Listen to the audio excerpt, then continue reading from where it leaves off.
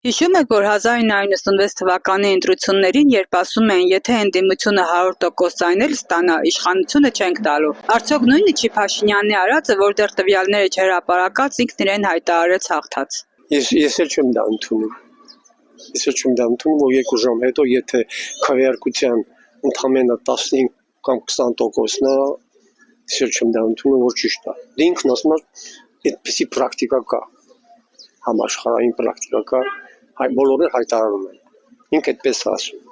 բայց ես դա չեմ ընդունում։ Ինչու՞ Փաշինյանի Եք համա, որտեղ կենտրոնական ընտրական հանձնաժողովը չի հայտարարի արդյունքները։ ինքն ասել է, չէ, սխալ է։ Ճիշտ։ Իսկ ժողովուրդը ընդեն չէ, հայտարարեն։ Լսի, կենտրոնական հանձնաժողովը ով է, որ չգրի։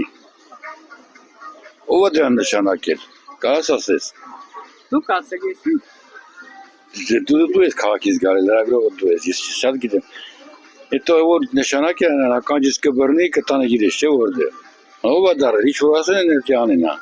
Բայց մի բանը գիտեմ, որ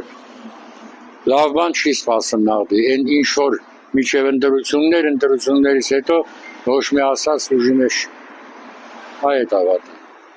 Որ ես ասար թանկություն ալնում։ 2 օր առաջ զունարել եմ 70 դրամ, այսօր 79 դրամ։ Իրավապահ մարմինների նկատմամբ ես երբեք վստահություն չեմ ունեցել, ոչ խորհրդային տարիներին, ոչ հիմա։ Ինչ ասես կարող են ասել։ Հեռախոսդ վերցնում են, ամեն ինչ վերցնում են, քեզ դնում են ռեպրեսիայի տակ, էլի վախեցնում են, իսկում են, ինչ իմանամ իրենք ինչ են որոշել ու գալիս են տանում են։ Ես վստահություն չունեմ։ Բայց դուք Փաշինյանն ասավ, ես անգամից եմ չեմ գողանա, ձեռքս կկտրեմ, քվե չեմ գողանա։ Կտրելա ձեռքը։ Կտրելա։ Դեռ չեմ տեսել կտրած ձեռքը։ Կտրին ժամանակ ուրեմն։ Եղել է նման։ Հիմա Նիկոլ Փաշինյանի արածը նույնը չէ, ես 2 ժամ հետո ինքը իրան վարչապետ հռչակեց։ Այո, լավ կենտրոնական հանձնաժողովը ոչ մի հայտարարություն չէր արել, ինքը հայտարարեց, որ արդեն իրանք հաղթել։